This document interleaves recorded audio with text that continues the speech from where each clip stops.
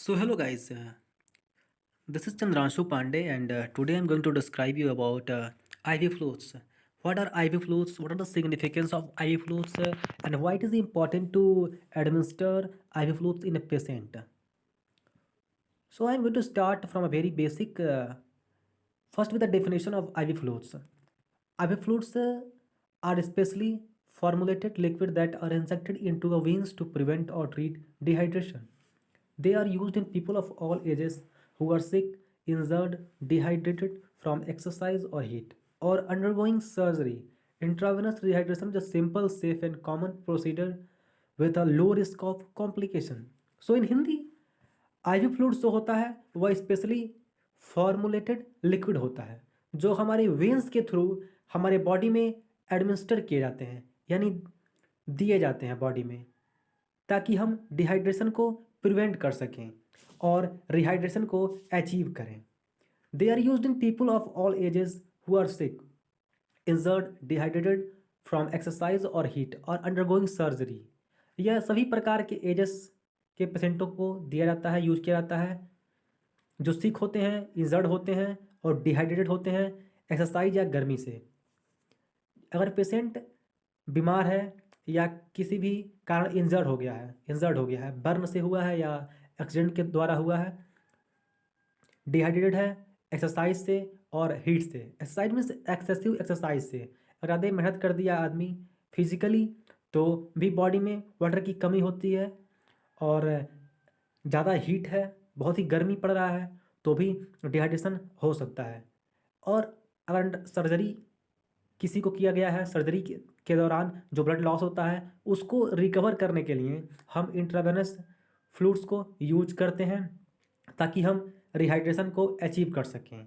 और यह बहुत ही simple, safe and common procedure है with low risk of complication.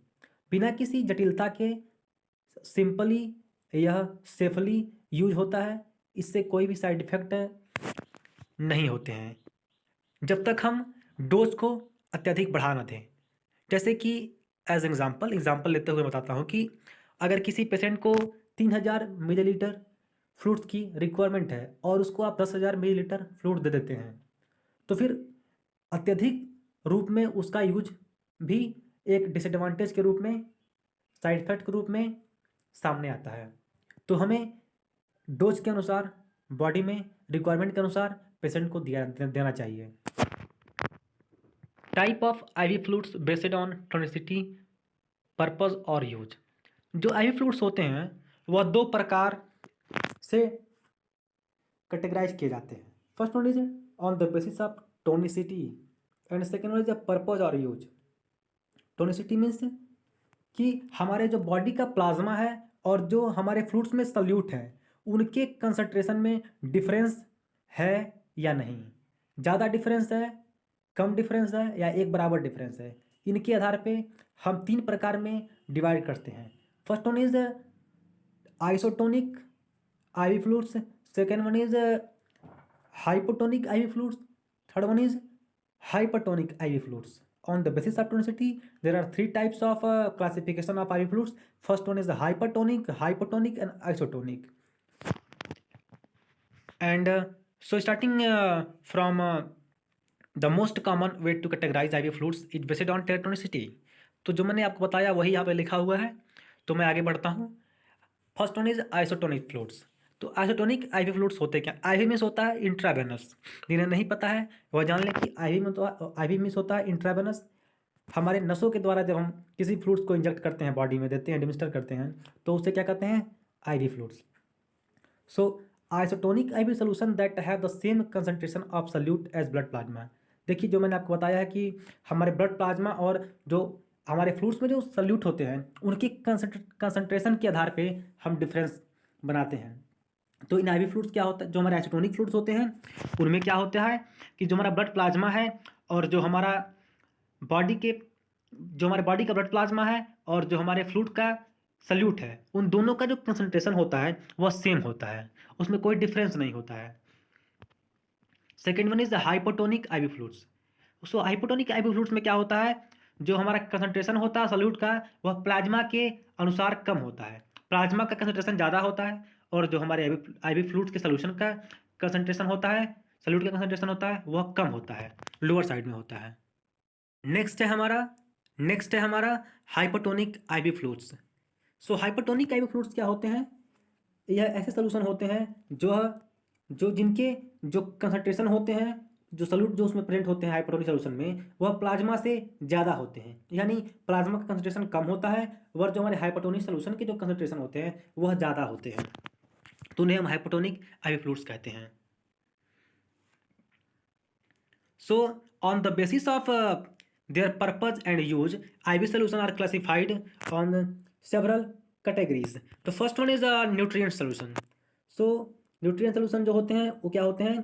They contain dextrose, glucose and levulose to make up the carbohydrate component and water. जो nutrient solution होते हैं वो क्या कंटेन करते हैं? डेक्सट्रोज कंटेन करते हैं, ग्लूकोज कंटेन करते हैं और लिवोलूज कंटेन करते हैं, जो हमारे बॉडी के कार्बोहाइड्रेट कंपोनेंट के लॉस को रिकवर करते हैं और वाटर के लॉस को रिकवर करते हैं। Water is supplied for fluid requirement and carbohydrate for calorie and energy. जो वाटर होता है हमारे बॉडी के फ्लूइड के लॉस को रिकवर करने के लिए यूज होता है, और जो कार्बोहाइड्रेट होता है यानी डेक्सट्रोज, ग्लूकोज और लिवोलोज जो होता है वो हमारे बॉडी में एनर्जी को मेंटेन करने के लिए यूज होता है, लाइक कैलोरी को मेंटेन करने के लिए यूज में होता है। Nutrient solution are usually useful in preventing dehydration and ketosis. जो हमारा न्यूट्रिएंट सोल्यूशन है वह यूजफुल किस लिए होता है? डिहाइड्रेशन को प्रिवेंट करने में और कीटोसिस को प्रिवेंट करने में।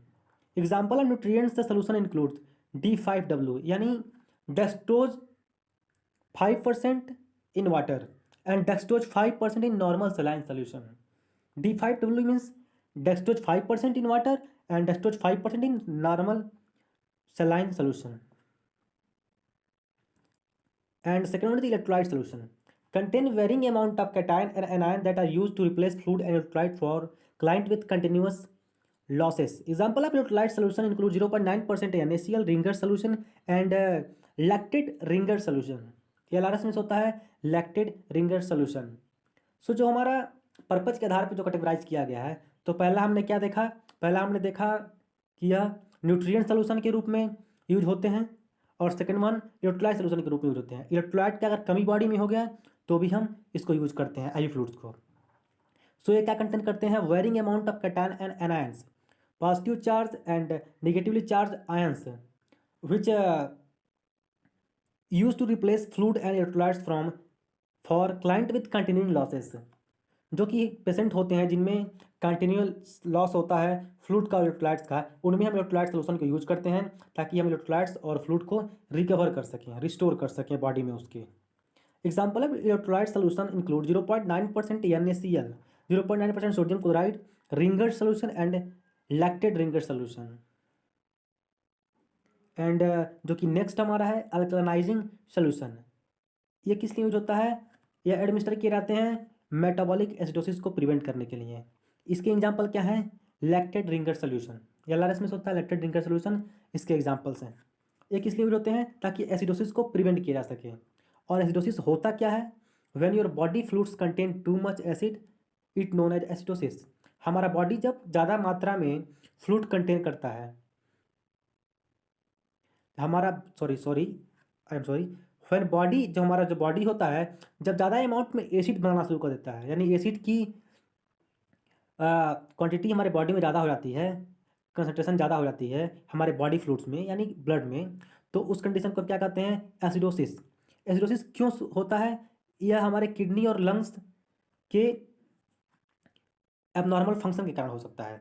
जब हमारा किडनी और लंग्स हमारे बॉडी के पीएच को बैलेंस नहीं कर पाता है तो हमारे बॉडी में एसिडोसिस काज होता है।